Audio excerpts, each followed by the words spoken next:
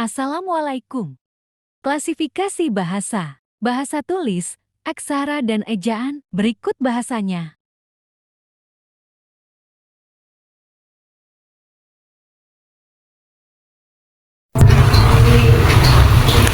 Baik, di sini saya ingin membahas mengenai klasifikasi bahasa. Apa sih klasifikasi bahasa? Klasifikasi bahasa adalah proses mengorganisasi bahasa ke dalam kategori atau jenis tertentu berdasarkan kemiripan atau perbedaan dalam struktur atau karakteristik bahasa itu sendiri. Klasifikasi dilakukan dengan melihat kesamaan ciri yang ada pada setiap bahasa. Bahasa yang mempunyai kesamaan ciri dimasukkan dalam satu kelompok. Ada beberapa jenis klasifikasi. Yang pertama itu klasifikasi genetis. Klasifikasi genetis dilakukan berdasarkan garis keturunan. Bahasa-bahasa yaitu diturunkan dari bahasa yang lebih tua. Klasifikasi ini menunjukkan bahwa perkembangan bahasa di dunia bersifat divergensif, yakni memecahkan dan menyebar menjadi banyak. Pada masa yang akan mendatang, kemungkinan besar akan ada bahasa-bahasa yang ditinggalkan penuturnya dan beralih menggunakan bahasa yang lebih menguntungkan.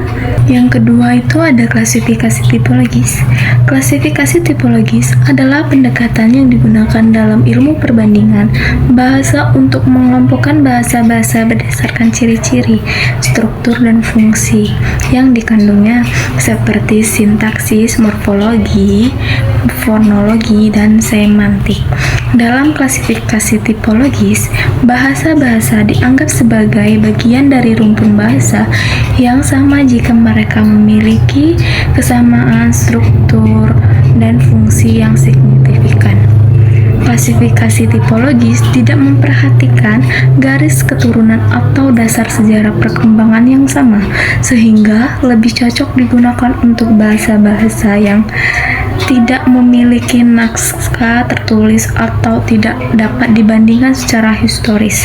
Klasifikasi tipologis dilakukan berdasarkan kesamaan tipe atau tipe-tipe yang terdapat dalam sejumlah bahasa.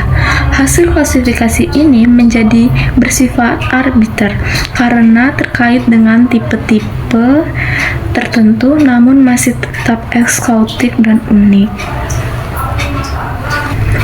Yang ketiga itu ada klasifikasi areal, dilakukan berdasarkan adanya hubungan timbal balik antara bahasa yang satu dengan bahasa yang lain di dalam suatu areal tanpa memperhatikan apakah bahasa itu berkerabat secara genetik atau tidak.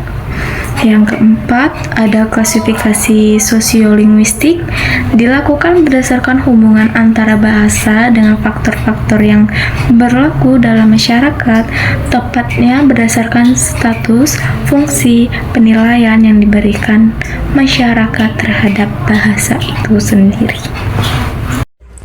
Assalamualaikum warahmatullahi wabarakatuh. Perkenalkan, nama saya Rona Lagibanahda dari kelas 2C Prodi PGSD mata kuliah kajian kebahasaan. Nah, pada kesempatan kali ini teman-teman saya akan menyampaikan dua materi utama, yaitu yang ada bahasa tulis dan sistem aksara. Nah, kita masuk pada bagian yang pertama, yaitu ada bahasa tulis. Nah, bahasa tulis ini teman-teman adalah sistem representasi visual dari bahasa lisan yang digunakan untuk berkomunikasi secara tertulis.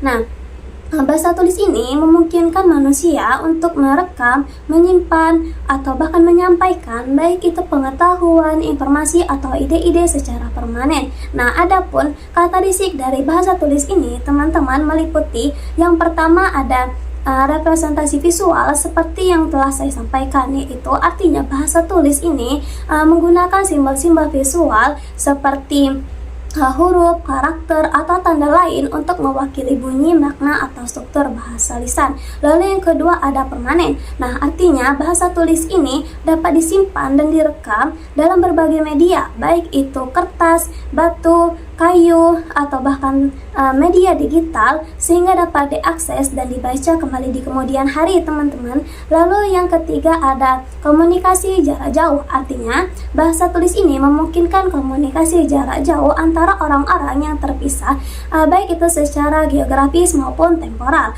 Lalu yang keempat ada standarisasi, artinya bahasa tulis ini cenderung lebih standarisasi, teman-teman, daripada bahasa lisan, dengan aturan ejaan, tata bahasa, atau gaya penulisan yang lebih baku. Lalu yang kelima cirinya yaitu lebih kompleksitas, artinya bahasa tulis ini umumnya lebih kompleks daripada bahasa lisan, dengan struktur kalimat yang lebih panjang dan kosakata yang lebih beragam. Nah, adapun contoh dari bahasa tulis ini, teman-teman, meliputi ada tulisan tangan, lalu ada cetakan, naskah, buku, surat, dokumen, dan teks digital. Nah, bahasa tulis ini juga, teman-teman, memainkan peran penting dalam berbagai bidang, seperti pendidikan, ilmu pengetahuan, administrasi, hukum, dan budaya. Baiklah, teman-teman, kita masuk pada segmen yang kedua, yaitu mengenai sistem aksara. Nah, apa sih yang dimaksud dengan sistem aksara? Nah, sistem aksara adalah sistem representasi visual dari bahasa yang digunakan untuk menulis dan membaca. Nah, sistem aksara ini terdiri dari kumpulan simbol-simbol atau karakter-karakter untuk mewakili bunyi, makna, atau struktur bahasa. Nah, ada pun beberapa jenis sistem aksara utama, yaitu meliputi yang pertama ada alfabetis, lalu ada silabis, lalu ada logografis, dan yang terakhir ada abjad silabis. Nah, setiap sistem aksara ini memiliki karakteristik, aturan, dan pola penulisan yang berbeda-beda, teman-teman, tergantung pada struktur bahasa yang diwakilinya. Nah, pemilihan sistem aksara ini juga dipengaruhi oleh faktor sejarah, budaya, dan tradisi suatu masyarakat. Nah, adapun contoh dari sistem aksara ini, teman-teman, meliputi yaitu yang pertama ada abjad Latin untuk digunakan dalam bahasa-bahasa Eropa, lalu ada abjad Sirilik digunakan dalam bahasa-bahasa Slavia, lalu yang ketiga ada hiragana dan katakana digunakan untuk bahasa Jepang, lalu yang keempat ada hanzi atau kanji digunakan dalam bahasa-bahasa Jepang dan Cina, lalu yang terakhir ada devanagari yaitu digunakan dalam bahasa-bahasa India. Nah, sistem aksara ini, teman-teman, memainkan peran penting dalam berkomunikasi secara tulis dan representasi budaya suatu masyarakat. Sekiranya hanya itu yang bisa saya sampaikan. Saya akhiri. Assalamualaikum warahmatullahi wabarakatuh.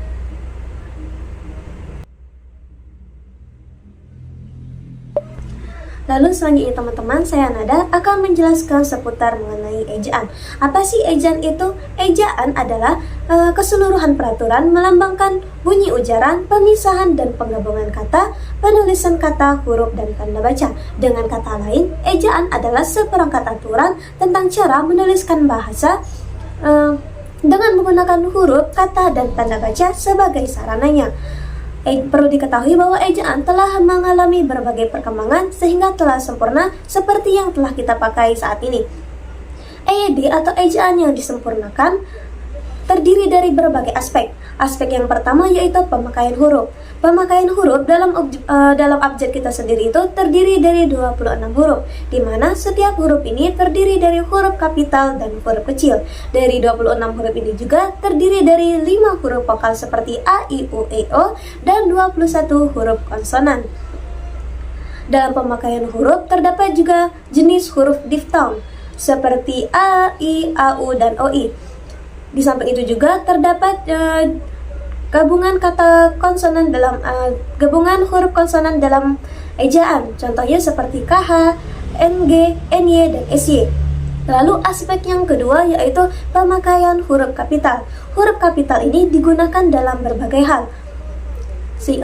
Contohnya seperti huruf kapital dipakai sebagai huruf pertama pada awal kalimat, huruf pertama pada petikan langsung, huruf pertama pada pada kata dan ungkapan yang berhubungan dengan kitab suci, agama, nama-nama orang, unsur bangsa, suku bangsa, bahasa, hari, tanggal, bulan, dan masih banyak lagi.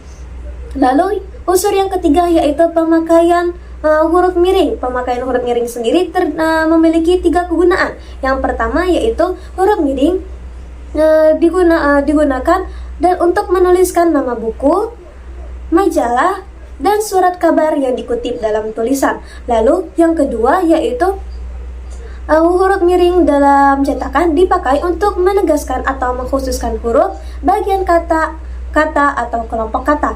Lalu fungsi yang ketiga yaitu huruf miring dalam cetakan digunakan untuk menuliskan nama kata ilmiah atau ungkapan asing kecuali yang telah disesuaikan ejaannya. Lalu yang keempat yaitu penulisan kata. Penulisan kata ini seperti kata dasar ditulis sebagai satu kesatuan, kata turunan, kata gabungan, singkatan dan akronim, angka dan lambang bilangan, dan masih banyak lagi, di mana penulisan kata ini juga memiliki kegunaan dan fungsinya masing-masing.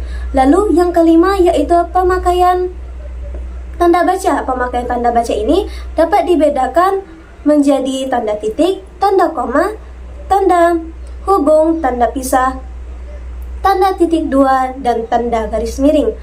Di mana juga setiap tanda baca ini memiliki kegunaan dan fungsinya masing-masing. Nah, setelah mengetahui apa itu ejaan, kita juga perlu mengetahui bagaimana tahapan perkembangan ejaan pada anak.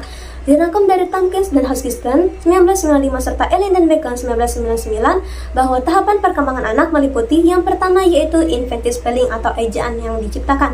Inventive spelling atau disebut dengan ejaan sementara atau ejaan anak adalah sebutan untuk anak-anak yang mulai menulis membuat ejaan yang menciptakan ejaan yang unik.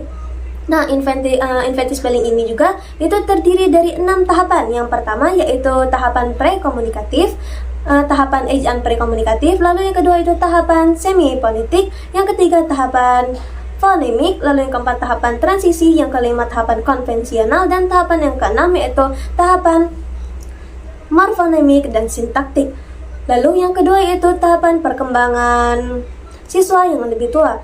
Tahapan perkembangan siswa yang lebih tua ini, kesalahan mereka dalam mengeja dikategorikan kepada kesalahan ejaan fonetik dan transisi. Lalu yang ketiga yaitu menganalisis perkembangan ejaan anak. Menganalisis perkembangan ejaan pada anak ini untuk mengetahui di mana letak kesalahan mereka dalam ejaan ini, dan sehingga kita sebagai guru dapat memberikan pengajaran sesuai dengan kebutuhan mereka. Lalu setelah kita mengetahui bagaimana ejaan dan perkembangan, kita juga perlu mengetahui apa yang dibutuhkan untuk mengajarkan ejaan ini pada anak-anak yang berada di sekolah dasar. Yang pertama itu kita perlu mengetahui komponen dalam mengajarkan ejaan. Komponen ini meliputi bagaimana kita memberikan kesempatan kepada peserta didik untuk menulis setiap hari, kesempatan membaca setiap hari, membuat dinding kata, mengoreksi naskah, prosedur dalam kamus, meneliti kata, dan kesadaran dalam mengeja. Setelah itu, kita juga